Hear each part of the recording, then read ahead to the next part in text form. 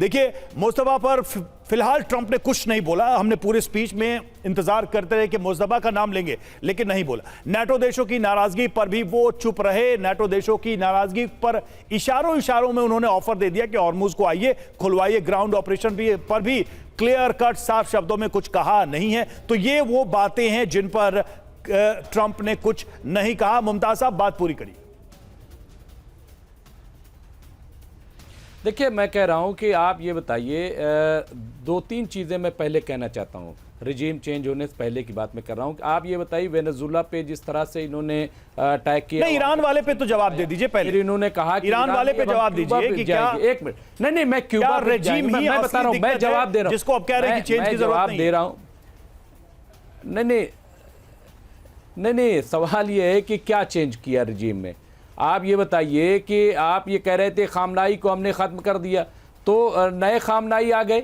Iran तो कह रहा है कि भाई हमारे ऊपर वाले ने 85 साल के खामनाई को लिया और हमारे पास 55 साल के खामनाई को भेज दिया। मुश्तबा खामनाई कौन है? और ये तो उनसे ज़्यादा सख्त हैं। आप जा कर के उनके बारे में स्टडी तो कीजिए। तो कहाँ रिजीम चेंज हुई? क्या रज़ा शाह पहलवी को वहाँ पर भेज दिया गया? क्या रज़ा शाह पहलवी वहाँ पे इक़्तिदार वहाँ पे संभाल लिया है? ये झूठ बोल रहे हैं, ये अपने लोगों को गुमराह कर रहे हैं। वहाँ पे कुछ भी नहीं ख़त्म हुआ, एक भी ऑब्जेक्टिव इन्होंने हासिल नहीं किया। हाँ, और ना तो इजराइल ने हासिल किया। आप बताइए, इसी तरीके से इजराइल को अगर आप देखें गाज़ा में, आप बताइए अभी तक न तो हमास जो है पूरी तरीके से डिसआर्म हुआ, ना हिजबुल्लाह डिसआर्म हुआ, ना अंसारुल्लाह हलौती डिसआर्म हुआ। फिर आप लोग ये कह रहे हैं कि साहब ये तीनों जो है क्यों इनको बढ़ावा दिया? सवाल ये, ग्रेटर इजराइल की बात कौन कर रहा है? ग्रेटर इजराइल बनाने के लिए 7 मुल्कों पे कब्जे की बात कौन कर रहा है? अभी भी बात हो रही है कि हम लेबनान पे कब्जा करेंगे, हम जो है यहाँ पे सीरिया का हिस्सा, सऊदी अरब का हिस्सा लेंगे, इराक का कुछ हिस्सा लेंगे। ये कौन कह रहा है? कौन आगे बढ़ने की बात कर रहा है? तो आप एक तरफा बात न करके अगर पूरा जायजा लेंगे तो आपको अंदाजा होगा। फिर अगर ईरान वाकई इनको ख़त्म करने की बात होती तो ईरान बातचीत क्यों करता? पूरी दुनिया ने देखा कि ईरान जब इन लोगों ने कहा, ईरान बैठा और ईरान ने बातचीत शुरू की। तो इसलिए ईरान पे ब्लेम करना, इतने सैंक्शन आपने लगाए, इतनी सारी पाबंदियां आपने लगाई, लेकिन ईरान जो है वो अपनी ताकत को बढ़ाता रहा। जाहिर सी बात है, कोई भी मुल्क जिएगा तो ना कोई तो रास्ता निकालेगा। कि ईरान को कमजोर करने की कोशिश की गई है, लेकिन जिस तरीके से ईरान के बयान सामने आ रहे हैं, लग नहीं रहा वो कमजोर हुआ है। अब ग्राउंड पर सिचुएशन क्या बनती है आने वाले दिनों में, वो तो देखने वाली बात रहेगी। लेकिन इसी को लेकर डोनाल्ड ट्रंप ने क्या कहा, पहले आपको सुनवाते हैं।